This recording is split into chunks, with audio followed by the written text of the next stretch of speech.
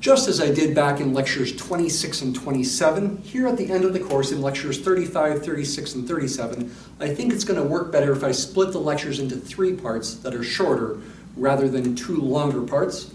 The lecture A's will continue to be talking about nonlinear ordinary differential equations and the methods related to that.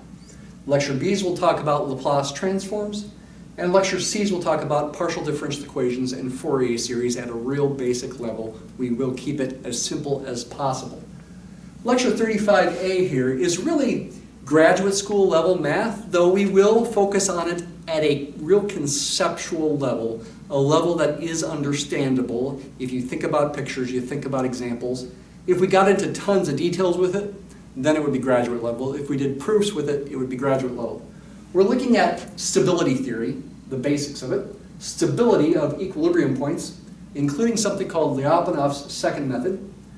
We'll look at an example local Lyapunov function for a nonlinear system on Mathematica, and it didn't have time to type it out in the PowerPoint, but maybe for the next lecture I will.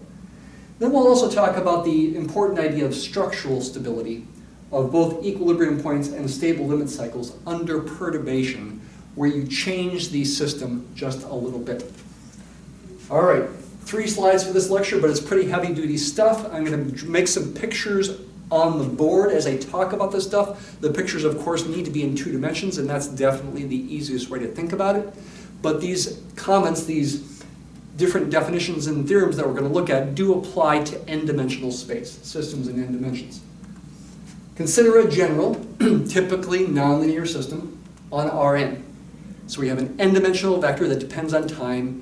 The derivative of that vector equals a vector field, where the vector field is assumed to be C1 over some unspecified open domain here, capital omega. C1 meaning continuously differentiable, meaning all of its components are continuously differentiable. And again, this capital omega is some arbitrary open domain.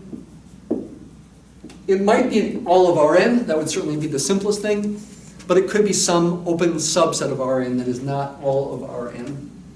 Open basically means, this is not a definition, but basically it means it's some solid set, you might say, that does not include its boundary. Okay, and I'll try to draw the pictures that way too. Let y sub eq be an equilibrium point of the system. I've been using y sub 0 for equilibrium points recently.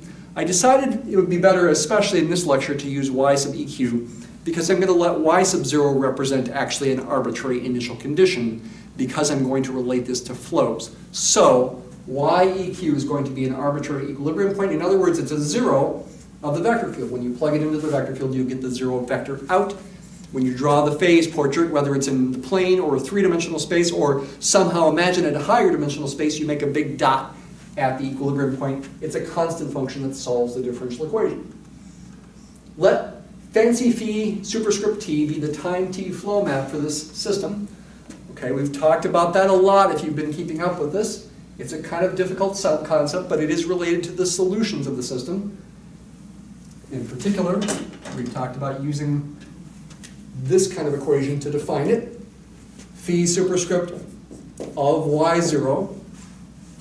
Think of t as fixed, and y0 is a variable vector, a variable initial condition vector, is defined by the actual solution function, whose initial condition is y0 as a function of t. It's the same formula, so to speak, even if you can't find the formula. It's the same idea.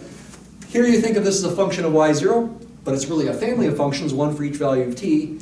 Here you think of this as a function of t, but it's really a family of functions, one for each value of y0, the initial condition. Okay, we've talked about that a lot in my lectures. For simplicity, assume it's defined for all t, all real t, even though this is not necessarily true for many examples. Yeah, actually most nonlinear examples, it's not true.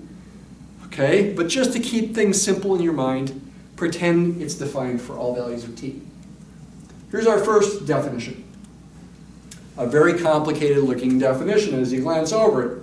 What in the world is this about? We will understand this through pictures, conceptually. And we'll understand it mostly in 2-dimensional pictures with particular kinds of examples that we're thinking about.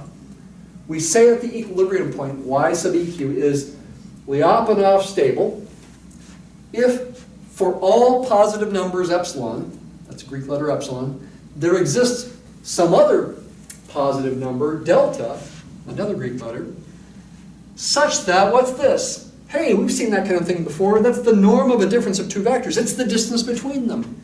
It really is representing a metric. I could write this in terms of a metric.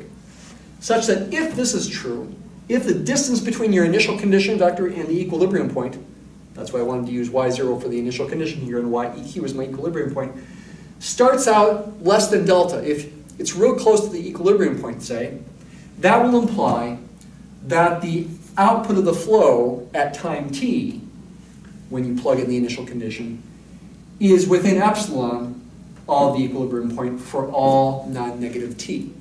Wow, that's kind of hard to understand. Drawing pictures can help, and that's the kind of thing that I want my students to be able to know.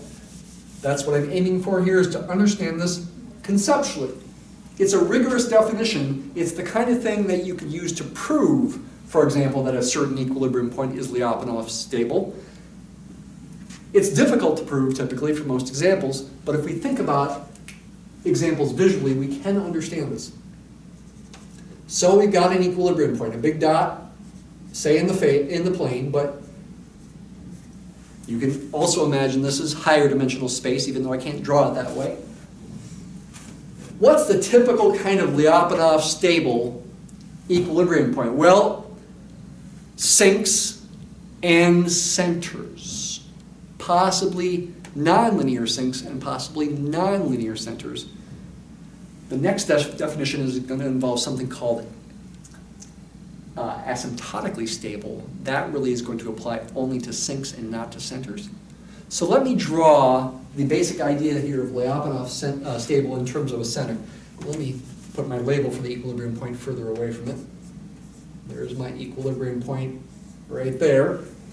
Let's imagine that this equilibrium point is a center, say in the plane.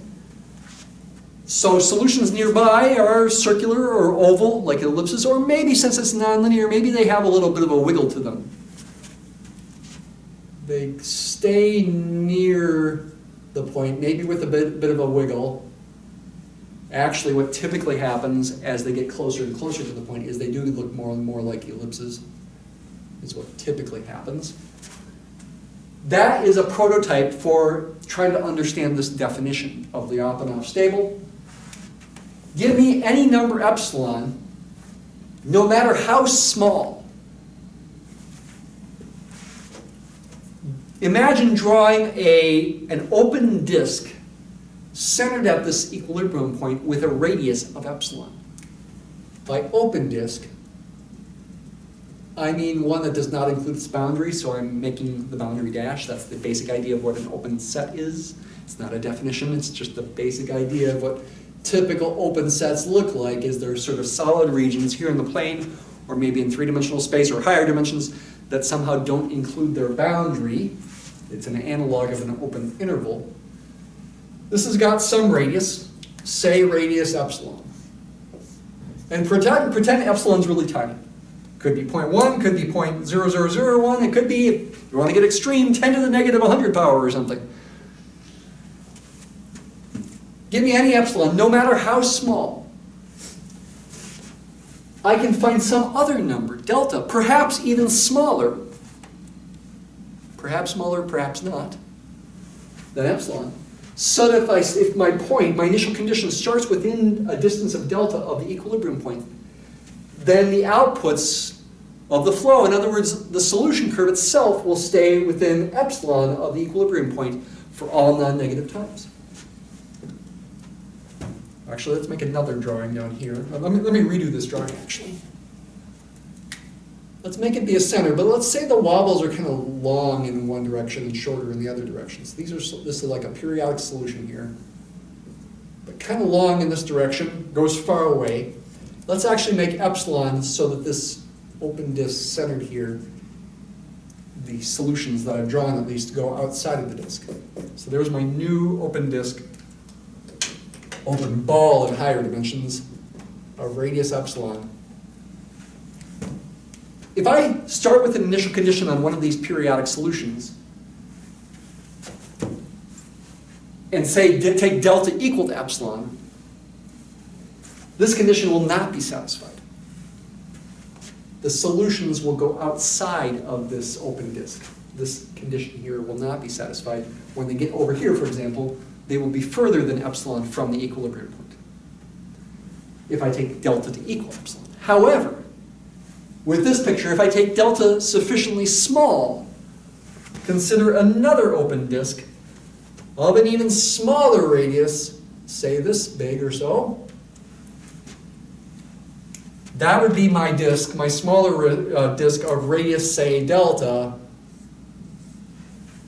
Now if I start with an initial condition in there, any initial condition in here, any y0, is going to be along a solution curve that, well, it can't, in this two-dimensional situation at least, it can't cross this other solution here. It's got to stay inside of it.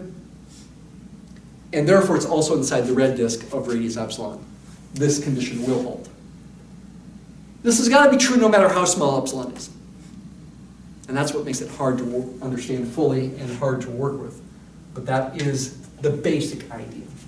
Definition 2, we say y(eq), the equilibrium point, is asymptotically stable if two conditions: if it is Lyapunov stable, and if there exists another number delta that could be different than this delta for the given epsilon in this first definition, such that if you start within delta of the equilibrium point, then the limiting value along the solution curve, the limiting point as t goes to infinity, it approaches the equilibrium point.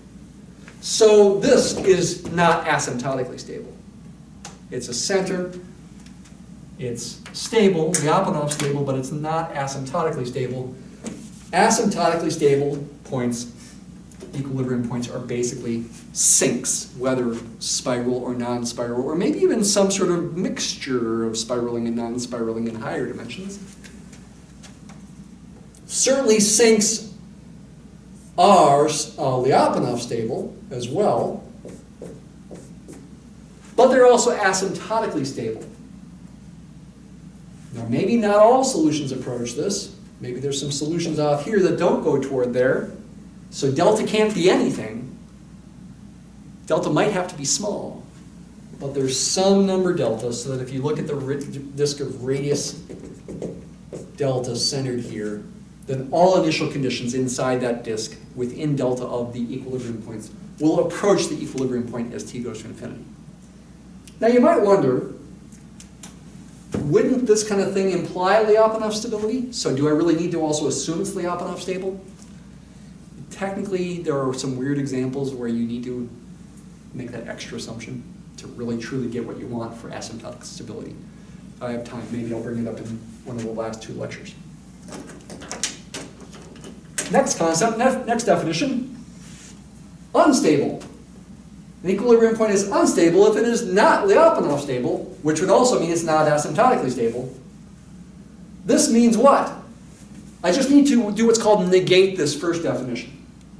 Instead of saying for all epsilon there is a delta, I can say for all, there exists an epsilon such that for all delta, there exists some initial condition within delta of the equilibrium point and some non-negative number t where this distance is greater than or equal to epsilon. I did negate this definition. Instead of saying for all epsilon, I said there's some epsilon, there exists an epsilon. Instead of saying there exists a delta, I'm saying such that for all delta, instead of saying this is true, if this is true for any y0 where this is true, this will be true, I'm saying there's some y0 where this first condition holds, but not the second one. What's your prototypical kind of unstable points? In the plane, we draw saddle points and sources are unstable. Let's think about a saddle point. That might be less clear. So we got a saddle point in the plane, nonlinear systems, so these separatrices are not necessarily straight lines. by the way, has other names. This is sometimes called the stable manifold. This is sometimes called the unstable manifold. Other solutions sort of curve around them, kind of like hyperbolas. What would it mean to be unstable in this situation? There is some epsilon. There exists an epsilon. There exists a disk of radius epsilon. Could be large. Epsilon could be big. But it also could be small. Lots of epsilons could work. So that for all delta, no matter how small, consider another disk with, say, a much smaller radius, to be extreme here, a really tiny disk of radius delta.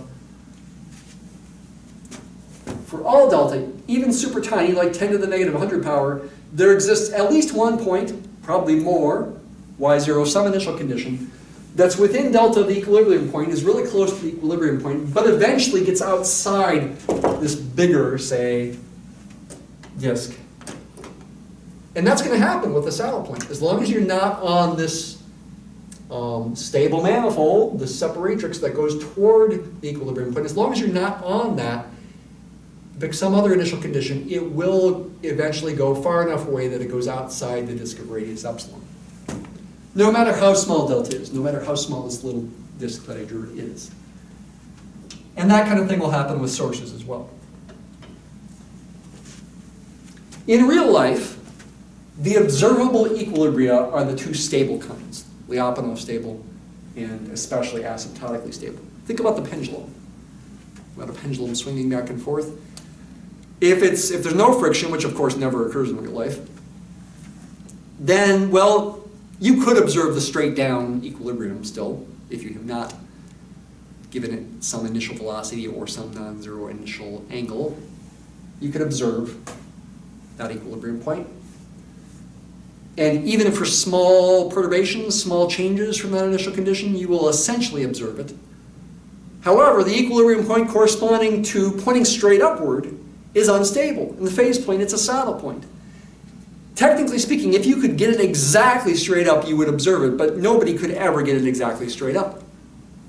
So it will be off by ever so slight an amount, and eventually you'll go away from it, and you'll start oscillating like that. That occurs with friction as well, with damping. When this now is a sink instead of a center, and you get oscillation towards zero, that's observable, but again, the straight up equilibrium point is not. In real life, you're never going to be able to be at that equilibrium point because you'd have to be exactly at it, and nobody could ever be exactly at it. That's what I mean by real life there. So that's why stable, Lyapunov stable and asymptotically stable are important as far as models of real life. A couple theorems here, and what I call a pseudo-theorem. And actually the second main theorem is kind of a pseudo-theorem as well, because it's not stated real precisely. It's a rough idea version of a theorem. Stability in terms of eigenvalues of Jacobian matrices. Let y be an equilibrium point, a hyperbolic equilibrium point, in fact, of your general nonlinear differential equation where your vector field is nice, continuously differentiable on some open domain. If all the eigenvalues of the Jacobian matrix J evaluated at the equilibrium point have negative real part, then that equilibrium point will be asymptotically stable. In other words, it'll be sync. Could be spiraling, could be non-spiraling, or some mixture in higher dimensions that you can't really imagine real well. It could actually be a mixture of spiraling and non-spiraling in higher dimensions.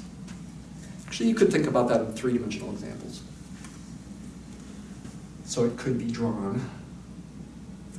Okay? So if all the eigenvalues are negative real part, either negative real numbers or complex numbers, non-real complex numbers that have negative real part, you're going to get exponential decay in the linearized system for the Jacobian matrix, and that will carry over by a topological conjugacy equivalence that gives you a sink in the nonlinear system as well. Possibly only when you're real close to the equilibrium point. If you're further away, it's not necessarily going to go toward the equilibrium point. That happens with nonlinear systems. Here's a related, kind of related at least, thing I'm calling a pseudo-theorem based on a pseudo-definition. It's kind of vague here, that's why I'm calling them pseudo. Hyperbolic equilibria, and also asymptotically stable, stable equilibria, are what's called structurally stable as well. What does that mean? This means they will persist under perturbation. When the vector field is changed by a tiny bit, what's tiny? It depends. There will still be similar and closely positioned equilibrium point for the new perturbed system. In fact, I could even say more, that will have the same type. If the original is a sink, this new one will be a sink. Hyperbolic includes saddle points and sources as well, because as long as the eigenvalues have non-zero real part, it's hyperbolic. We mentioned that a number of lectures ago. You change the system a tiny bit, you change the vector field a tiny bit. Again, how tiny, it depends on the example. There will still be a similarly and even closely positioned equilibrium point close to the previous one for the original system. Perturbation means just change it by a tiny amount. I imagine flicking the system, flicking some vectors ever so slightly in the vector field with my finger. I imagine it like that. Here's another theorem, which really should be called a pseudo-theorem because it's not real precise here either.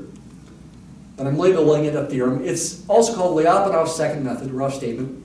What is Lyapunov's first method? I'm not going to say. Let YQ be an equilibrium, a hyperbolic equilibrium point of the nonlinear system. If there exists what's called a local Lyapunov function, L of y, defined near the equilibrium point, then the equilibrium point is stable. Furthermore, if the derivative of the Lyapunov function along non-equilibrium solutions is strictly negative, never equals zero even, we've allowed so far our Lyapunov functions to have derivatives along solution curves that sometimes equal zero at discrete sets of points, or even in the last lecture along a periodic solution.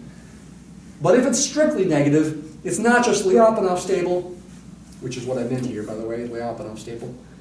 It's also asymptotically stable.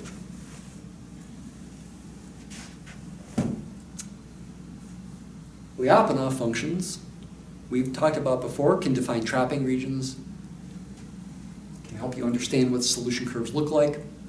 They can also be used to prove stability. I did come up with an example of this and put it in Mathematica just before this lecture. I didn't have time to type it all out into the PowerPoint. Again, maybe I will next time. It's a competing species model with 4 equilibrium points. Here's what the phase plane looks like. The stable equilibrium points are the ones along the axes here. They're both sinks. I focused on this one at 0, 3. I wanted to try to come up with a local Lyapunov function. A function along which derivatives along solution curves are negative when you're not at the equilibrium point. It involved computing the Jacobian matrix, and for the equilibrium point 0, 3, the Jacobian matrix was this one. The eigenvalues you can see are -1 and -3. We did this kind of thing for a linear system in the last lecture, A. The eigensystem involves, again, these eigenvalues and these corresponding eigenvectors. I did a change of coordinates matrix and created a diagonal matrix for the linearized system. I was interested in the inverse of P as well because that helped me convert my Lyapunov function for the linearized system. The linearized system, like in the last lecture, A, is a gradient system. The negative of the potential function is a Lyapunov function. This is what I did, and then this matrix helped me define my change of variables right there to create my new function that's going to be a Lyapunov function for the linearized system near the point 1, 3, calling it LA because the matrix we usually use for that kind of thing is A. I could have called it LJ here for Jacobian. Its formula looks like this. It's a quadratic form. It's got a contour plot that shows it's always positive near the origin. And you could confirm that when you take its dot product with the vector field of the original linearized system with a -x and a -6x minus 3y, that comes from this matrix right here. that you get another quadratic form that is negative definite. The symmetric matrix right there corresponding to that quadratic form, these two numbers on the off diagonal, by the way, have to add up to the coefficient of the cross term, has two negative eigenvalues. It's negative definite. And that's enough to verify that the derivative of a Lyapunov function along solution curves is negative, and that therefore it is a Lyapunov function. I wanted to convert this to a local Lyapunov function for the nonlinear system. What I did was I did a quick change of variables translation to go from the equilibrium point being at the origin to the 0, 3 by subtracting 3 from y there. And here's the formula I got. This is no longer a quadratic form because it involves a constant term and linear terms in it. However, it turns out a local Lyapunov function. Here's its contour plot near, now not the origin, but the point 0, 3. X is centered on 0, y is centered on 3, and it is decreasing as solutions go toward that. To prove that, you've got to differentiate along solution curves. Here are its derivatives with respect to x and y. Here essentially is a quantity that represents, by the multivariable calculus chain rule, the derivative of this proposed Lyapunov function along solution curves for the nonlinear system. Notice the f and g, which are nonlinear functions here. Here's the formula for that. It involves cubics. It's complicated. I set the derivatives of this equal to 0 to solve for critical points, one of which was 0, 3. I want to verify that that is a minimum, a maximum for this derivative along solution curves, so that tells you that, and the maximum value is also 0, by the way. It tells you it's negative elsewhere when you are close to the point 0, 3. So I made some contour plots to see this intuitively. This wasn't real helpful. I zoomed in close to 0, 3, and I saw negative values of this derivative along solution curve function. I used something called n-maximize to try to maximize it. It is maximized to be essentially 0. This is supposed to be a 0. It's numerical error that doesn't make it a 0. That's 0 as well. At the point 0, 3, it's maximized to be 0. It's negative elsewhere, verifying the condition for a Lyapunov function. So that's a real quick application of Lyapunov's second method, the basic idea with technology to help me. Okay? My students, you're not going to have to be able to do that in the test, okay? You're just trying to get the conceptual idea. By the way, if you're an engineering major, I've said this before, you might have to know this real advanced math in grad school. Your teacher, your advisor might want you to learn it for research projects in engineering you might need to do. It is very applied math. All right, the last topic here, real quick, is something called structural stability. I think I will probably talk about this a little bit more in lecture 36A because I don't want to spend a ton of time on this right now for sake of time for the video. Consider a perturbed form of the example from lecture 34A. This was our example where the phase plane looked like this. We used polar coordinates, and we also created a trapping region that contained a periodic solution along the unit circle. It was an attracting periodic solution. Solutions looked like this. The origin was a spiral source. That was the basic idea of what the solutions looked like. I have now perturbed the system. I've added this extra small term. Why small? Because I'm pretending epsilon is small, like 10 to the negative 10 or something, or maybe a bit bigger. You would think that since that's so small, that maybe the vector field is not going to change very much if epsilon is very small, and therefore you would think you'd still have an equilibrium point near the origin and maybe still have a periodic solution. And that will happen. The equilibrium point is hyperbolic in a sense that the periodic solution is even hyperbolic in a sense that it's stable. It won't change much under perturbation. We looked at the case where an epsilon is 0. Does the equilibrium point in the stable limit cycle persist? Also, does the trapping region persist under perturbation when epsilon is small? The answer is yes, well, or a qualified yes. It depends on how small the perturbation is. It depends on how small epsilon is. Here is a picture that I got from Mathematica when epsilon, I believe, is, I should just look at it, I guess, 0.2. Epsilon here is 0.2. If you can't quite see that, that's a 0.2 right there. There's an epsilon. It's not an exact match of the picture we saw from 34a. It's a perturbed version. The equilibrium point's no longer at the origin. The null-clines don't intersect at the origin. The pink one changed a bit. Okay?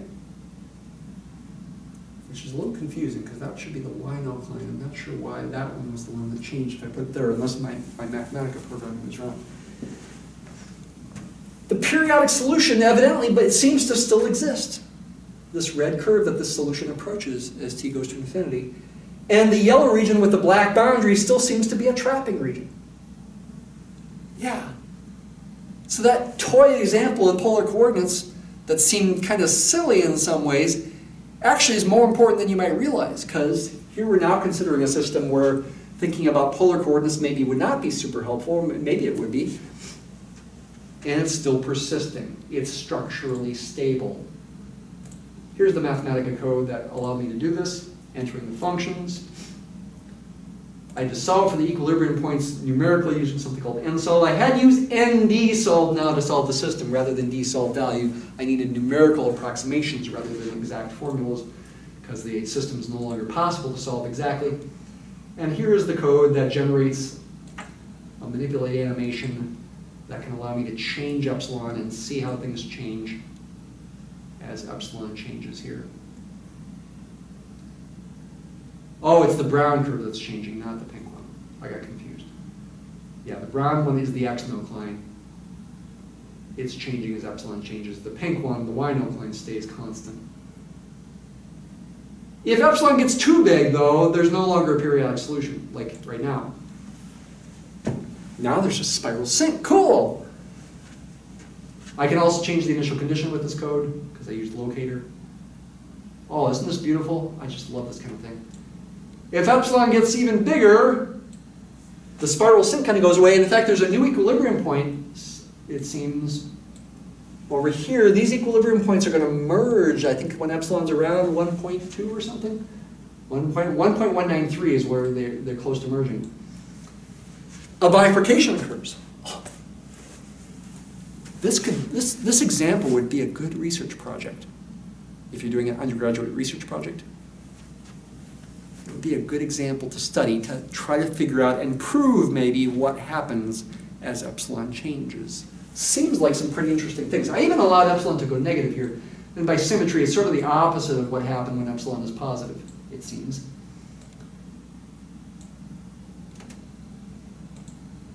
Pretty interesting kind of system, I think. I hope that inspires you, and that is the end of lecture A. Thanks for watching.